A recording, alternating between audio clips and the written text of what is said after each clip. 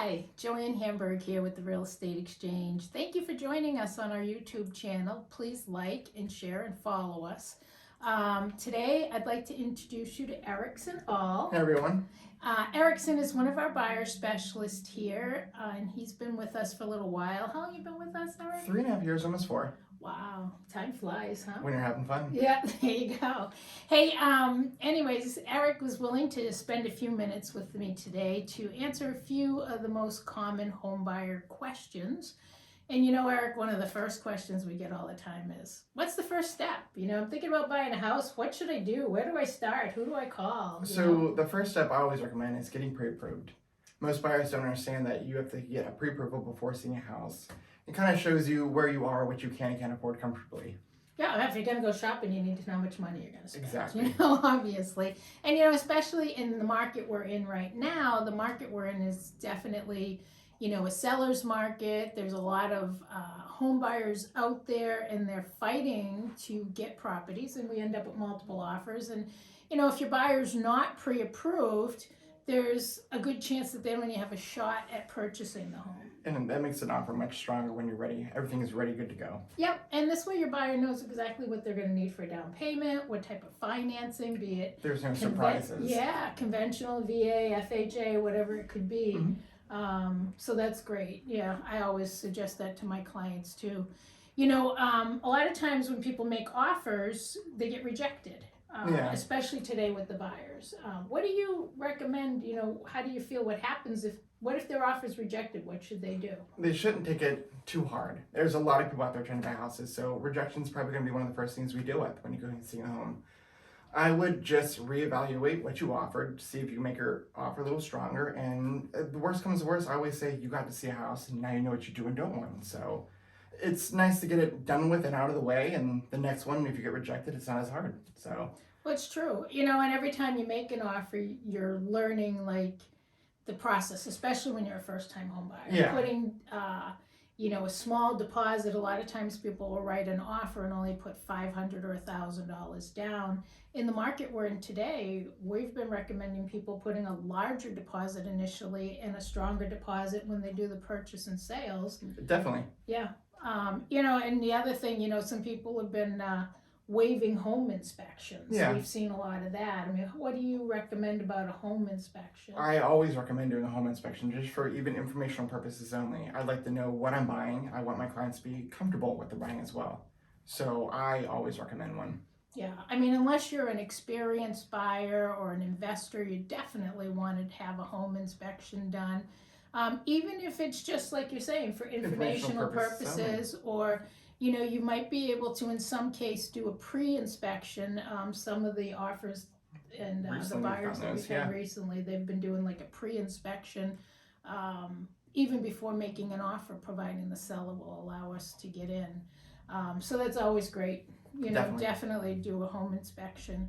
The once you get an offer accepted and, you know, you're starting through the process, you know, and everything gets approved, obviously it takes about 30 to 45 days from beginning to end. Once you get through all that and they're ready to close, do you recommend like a final walkthrough? Always. Or what is that? That I definitely think it's a very wise thing to do, because when moving furniture, there can be holes in the walls. People moving things, you see stains on the floors you didn't know. So it's always nice to know what you're truly buying right before. I always do it right before closing, so it's all empty. The house is ready to go, move in ready. So take a look at what you're buying before you truly buy it and sign your life away. Yeah, I can tell you just from my own personal experience, I've bought quite a few properties over the years. I actually bought a multi-family, and I didn't have a home inspection because I've bought many properties. And when I did get in there and we moved the refrigerator, there was a big hole in the wall. So that was a surprise. But again, most of the properties I buy do need work. So it was, just put the fridge back. You know, it was an easy fix. But sometimes you do find things, and sometimes it's just, you know, happens on an accident. Somebody's moving and they bang the window or the door. And I think 99% of the time people are just happy. They're finally closing. They're not really looking at anything. They're just making sure it's what they want. Yeah, so. No, it's great, you know.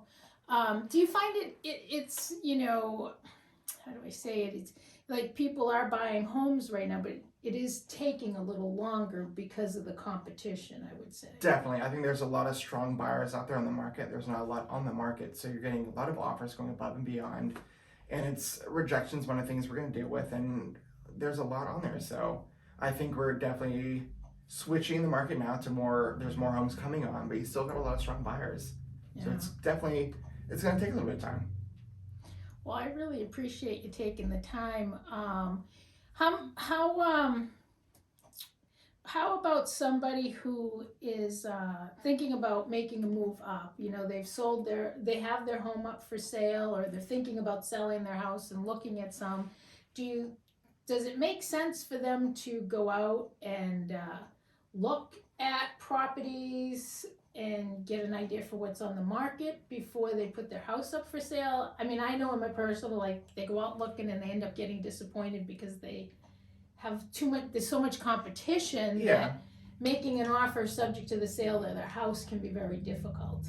I know you work, pretty much exclusively with buyers, and I think having a buyer agent there on your side to guide you through the process is really important. It's strong buyer's agent's going to make a difference in your buying experience. You know, one of the questions that I've heard a lot is, how do you get paid as a buyer agent? I mean, is it going to cost the buyer to pay you? So I would say 99.9% of the time, the buyer shouldn't pay us anything. Our commission comes out of the selling part. So there's a selling commission fee of usually 2 to 2.5, depending on what's going on, and that's how we get paid. Yeah, so we get paid through the transaction, and it's not normally that.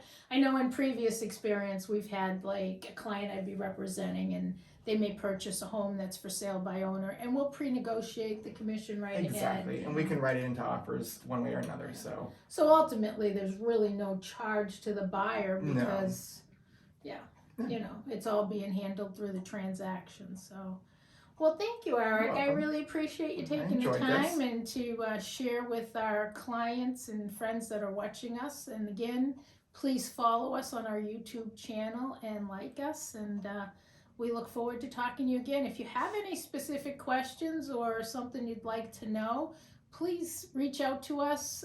You can email me directly at Joanne, JOANNE, at REE123.com, or give us a call at the Real Estate Exchange, 978-582-4339, the doorway to all your real estate needs. Have a wonderful day.